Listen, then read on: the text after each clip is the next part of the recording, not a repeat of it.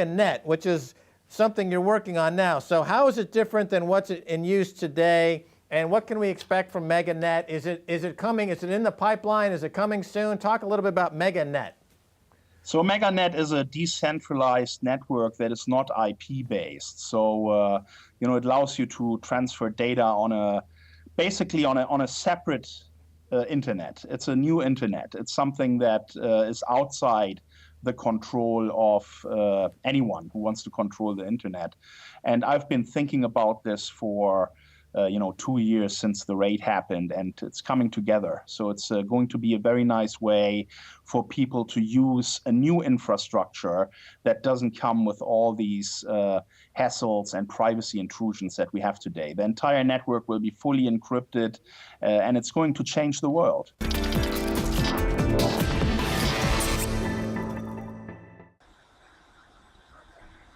Shalawam, Israel.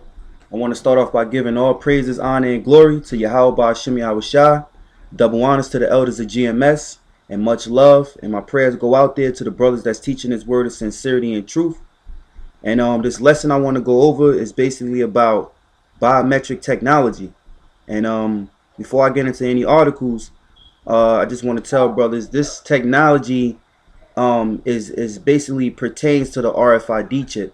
It's not the RFID chip. But we know, far as us brothers that's in this truth, that these Edomites, the so-called white man, is trying to slowly and bring and work on the minds of the sheeple, and how he's trying to condition them to basically accept the RFID chip, and how he's forcing, well, he will force this biometric technology upon everyone. And they starting off with your ID. They got names for it. You got one called the NGI, the new generation ID. It's a go by another name, the Smart ID. It go by a couple names, the Biometric ID. It's a couple names that go by, but basically, this technology is well advanced, and basically they just going after your DNA, your identity, and it's basically more power, that they're using, because when you do have this technology, they basically keeping account of everything that you do, whether you log on, because you're going to need this in order to log on to the laptop to go to sporting events, but the article going to get into it. All right, this is the article, which is called Biometric Database of All Adult Americans Hidden in the Immigration Reform. Now, this is basically a form of legislation for the immigration. And reform is like how they can always go in and change up what they have in their law.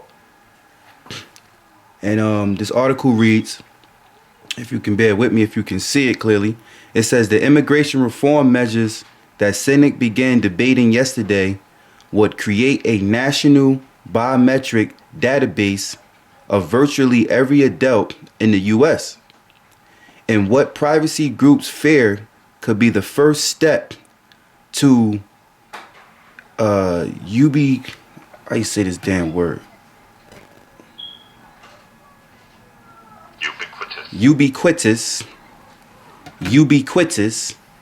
which that word ubiquitous, I'm going to get the definition for it and let you know. It says ubiquitous, being or seeming to be everywhere at the same time. So really, for this word ubiquitous, another word for it you could replace there is big brother, which we all know what that is. So let me read it again. It says the immigration reform measures the Senate began debating yesterday will create a national biometric database of virtually every adult in the U.S. And what privacy groups fear could be the first step to be a ubiquitous, aka Big Brother, national identification system. So basically, this is a system that they want to make, create up where everybody with their names, we're going to get into it with everybody names and everything stored into it. So it says buried buried in more than 800 pages of bipartisan legislation is language mandating the creation of the initially named photo tool, a massive federal database administered by the Department of Homeland Security and containing names, ages, social security numbers, and photographs of everyone in the country with a driver's license or other state issue photo ID. So this is your biometric database system. It says employers would be obligated to look up every new hire in the database to verify that they match their photo. It says this piece of border security, economic opportunity, and Immigration Modernization Act is aimed at the curbing employment of undocumented immigrants. So basically they're trying to bring it through here. You know, Esau, so-called white man, got to bring in his plan, whatever he want through things. So he's trying to bring it in through this immigration law. It says, but privacy advocates fear the inevitable mission creep, ending with the proof of self being required at polling places. So he's about to get into it. To rent a house, to buy a gun, open a bank account, acquire credit, board a plane, and even attend a sporting event or log on the internet. So basically, in order for you to board these things, to go to a sporting event, to buy a gun, to board a plane, you're going to have to be registered into this biometric database. It says, think of it as government version of Foursquare with Big Brother cataloging every check-in. So it's letting you know that what? You have to check in with Big Brother. Basically getting you minds prepared for the chip. You have to check in. Because before they force the chip inside you and make an incision, engraved mark, charagma, Revelations 13:16 inside your arm, they want to prep your mind up of getting ready that what? Think of it as a government version of Foursquare with Big Brother cataloging every check-in. So getting you used to do what? Checking in with the government. And it says, or even attend a sporting event or log on the internet. Everybody uses the internet today. So now they want to make it to where they want, before you log in, you have to check in. And it's their way of keeping tabs on you 24 hours throughout the day. And we all know that's the scriptures when they want to play as though they're God. But it says, it starts to change the relationship between the citizens and state. You do have to get permission to do things, said Chris Calabrese, a congressional lobbyist with the American Civil Liberty Union. More fundamentally, it could be the start of keeping a record of all things. It says, for now, the legislation allowed the database to be used solely for the employment purposes. But historically, such limitations don't last. The Social Security card, for an example, was created to track your government retirement benefits. Now you need it to purchase health insurance. So basically, this person, Chris Calabrese, already know that this is just the start of all things. They trying to throw it in there through the immigration bill to get it in the system, to get people used to it, and then eventually it's going to spread. You know, it's going to be everywhere. Everybody's going to have to use and be registered to this biometric database system. So with that, over and out. Welcome to the Post Office step-by-step video, which demonstrates a new, quick and simple service to help you with your biometric enrollment application.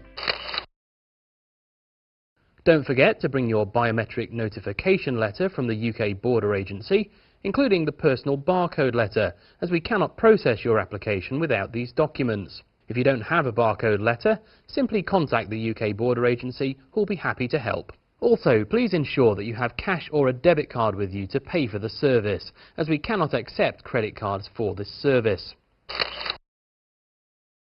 When you get to the post office, you can go straight to our biometric booth. If you're unsure where to go, you can ask a member of our branch staff who are there to help you. Our branch staff will scan your barcode and check your name and date of birth. Then they'll take your photo. The agent will indicate where to stand for your digital picture to be taken. To comply with regulations, we'll ask you to do the following. Close the curtains behind you to ensure your digital picture is captured clearly in one take. It also provides you with privacy, as you'll be asked to remove items such as glasses and headwear. Our enrollment agent will be behind a glass screen throughout the whole process and will inform you of where to stand and where to look for your picture to be taken correctly. You'll then be asked to place the 4 fingers of your right hand on the biometric machine pads to be scanned, followed by the thumb of your right hand. Once you've pressed firmly on the biometric pad, your fingerprints will appear on our agent's screen. Then you'll need to repeat this process with your left hand. Finally, we'll need your digital signature. Using the special pen provided in the machine, sign your signature on the pad on the right-hand side. Now our agent will take your payment. You'll need to pay with cash or a debit card, as we cannot take credit cards for this service. Your biometric enrollment application is now complete. It's that simple. We provide you with a receipt which you must keep safe and confirm that all your information is sent securely to the UK Border Agency, who will process your application and write back to you with their final decision. Thank you for choosing the Post Office.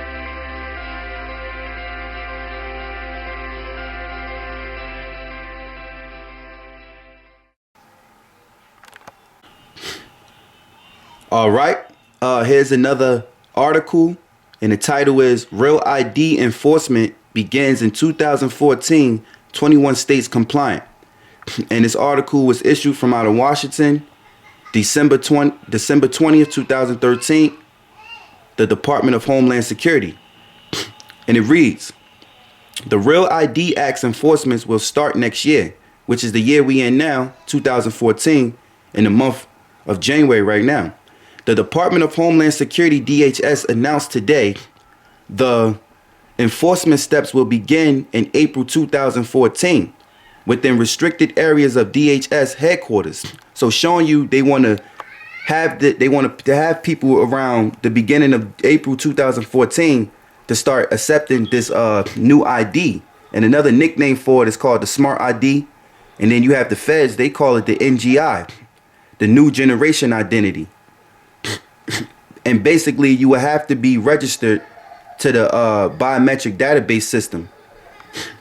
So it says the enforcement steps will begin in April 2014 within restricted areas of DHS headquarters, followed by a phased approach with substantial enforcements in 2016. The 2005 Real ID prohibits the federal government from accepting driver's license and ID cards that do not meet minimum security standards set by DHS. So showing you that what?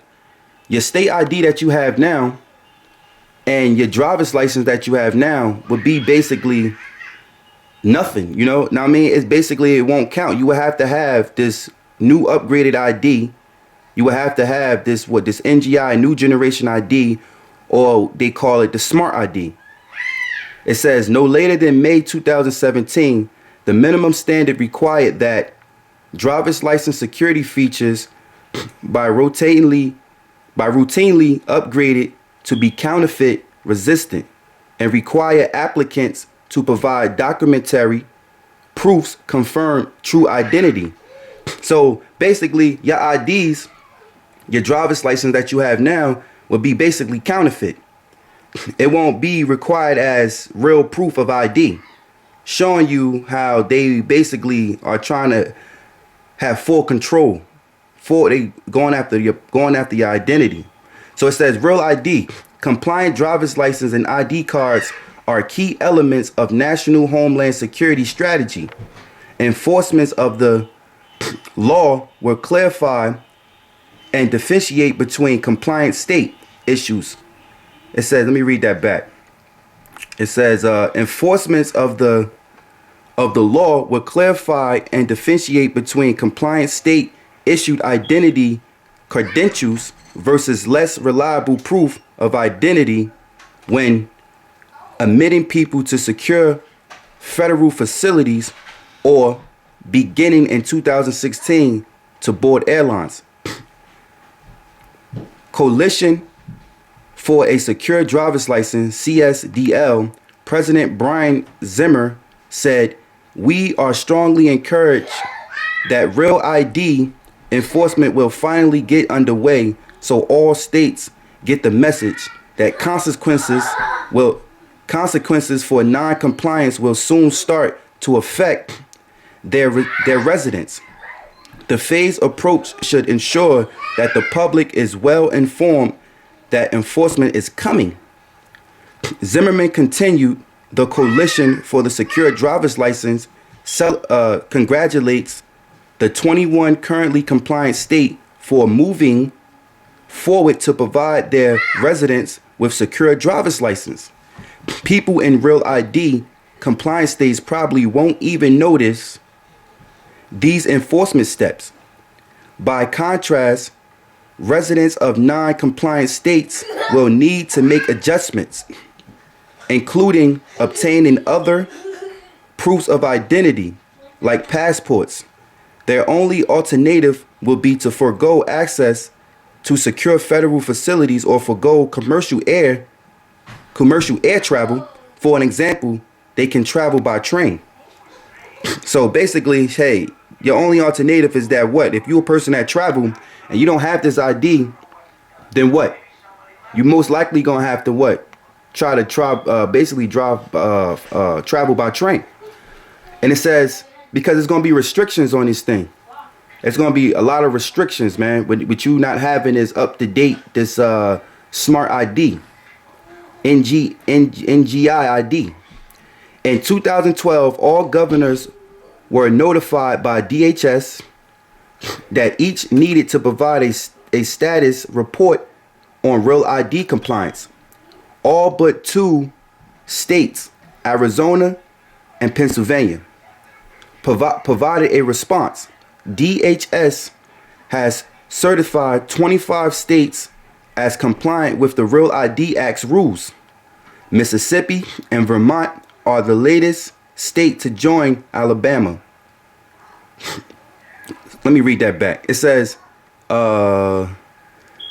Mississippi and Vermont are the latest state to join Alabama. Hawaii, Florida, Kansas, Nebraska, Utah, Colorado, Connecticut, Delaware, Georgia, Indiana, Iowa, Maryland, Idaho, South Dakota, Tennessee, West Virginia, Wisconsin, and Wyoming. Well, that's basically it. And with that, I'm moving out. Are coming to driver's licenses in Vermont. Starting January 1st, Vermont will start issuing what's called Real ID cards. Fox 44's Matt Austin looked into the change and why it's being done, and now he joins us live tonight. Matt? Oh, hey, Lauren. This all goes back to 2005 and the response to the terrorist attacks on the U.S. Congress passed the Real ID Act, which aims to standardize driver's licenses and what's required to get one. Now it's coming to Vermont. Starting in January 2014, if you walk into a Vermont DMV, you might leave with a yellow star on your license. We and virtually every other state have been moving forward in becoming Real ID compliant. Robert Ide is the commissioner of the Vermont Department of Motor Vehicles. He says most Vermonters will likely choose one of 2 IDs. The regular driver's license, which will now have a yellow star, meaning it's Real ID compliant, or the enhanced driver's license, which is also compliant. Hyde says people will still need to provide the same documents as before. They really need to do next to nothing to get there because the people with Real ID or wish to get Real ID already know that process or can learn it easily. Real ID has been controversial, and many states have opted out. Many have complained about its overall cost and the concern some of your personal information will be stored. The feds have even delayed the deadline. But here's something you should note. If you don't have a Real ID, there could be a problem at airports. Had Vermont not proceeded with a Real ID compliant, there was that possibility that the federal government would limit access to commercial airlines. The Vermont DMV says all personal information will only be stored in the state and it will not be entered into a national database. Now, each state is handling the Real ID differently, though in Vermont we're told the new ID won't cost any more than the old one.